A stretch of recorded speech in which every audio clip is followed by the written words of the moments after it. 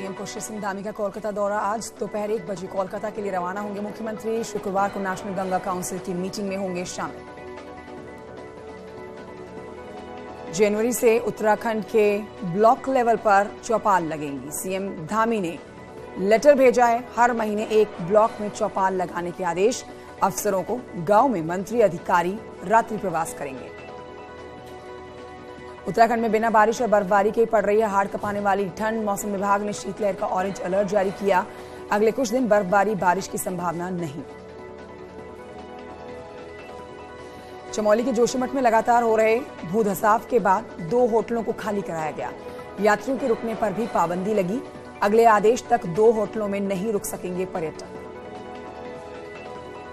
आजम खां को एक और झटका। आजम खां का सरकारी आवास आकाश सक्सेना को दिया गया। विधायकी जाने के बाद आवास छीना। लखनऊ में दारुल शफा पर सरकारी आवास में अब आकाश सक्सेना रहेंगे।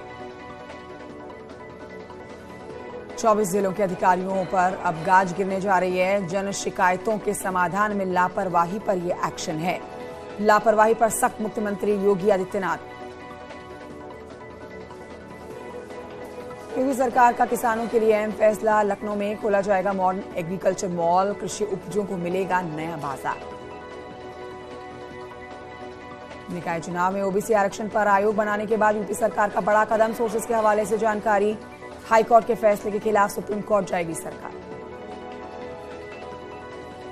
सुप्रीम कोर्ट जाने के सवाल पर बोले हैं डिप्टी सीएम ब्रजेश पाठक। कहा ओबीसी आरक्षण को लेकर सरकार प्रतिबद्ध।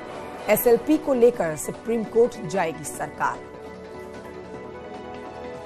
ओबीसी आरक्षण को लेकर गठित आयोग पर बोले हैं जल शक्ति मंत्री स्वतंत्र देव सिंह। कहा मोदी योगी राज में किसी का हक मारा नहीं जाएगा। एसपी बीएसपी दल नहीं व्यापारी हैं। रिलायंस फैमिली डे पर कंपनी के चेयरमैन मुकेश अंबानी का बड़ा बयान। 2023 के अंत तक देश के हर शहर हर गांव तक पहुंचेगा जियो 5G नेटवर्क। अब तक 11 शहरों में जियो 5G लॉन्च। बीजेपी सांसद रेखा वर्मा का बाजरे की रोटी बनाता हुआ वीडियो सोशल मीडिया पर वायरल हुआ। दिल्ली में international year of the millet कार्यक्रम में शिरकत की थी। लखनऊ में कोरोना जांच की फीस तय हो गई है।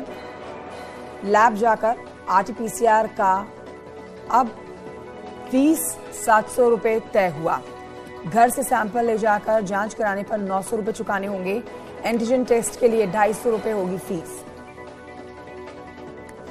इटावा में छेड़छाड़ का विरोध करने पर मनचले ने लड़की के ताऊ पर जानलेवा हमला कर दिया। पिस्टल से फायरिंग की सीसीटीवी में कैद तस्वीरें। रामपुर में लुटेरी दुल्हन गैंग का खुलासा हुआ। एसपी अशोक कुमार ने खुलासा किया है। मां बेटी सहित 3 आरोपी गिरफ्तार किए गए। हमीरपुर में 341 हथियारों पर रोड रोलर चलाया गया। अवैध तमंचा, दुनाली, कई तरह की बंदूकें इसमें शामिल।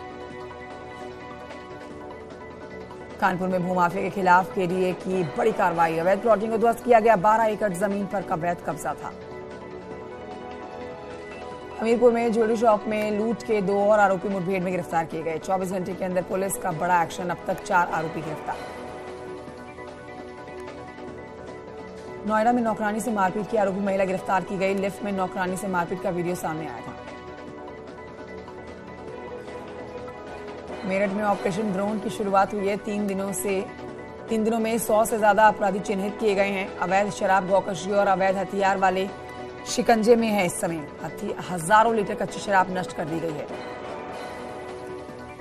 औरैया में सराफा व्यापारी से 6 लाख की लूट को अंजाम दिया गया। 3 बदमाशों को हथियार के बल पर मारपीट करके लूट को अंजाम देने का आरोप लगा है।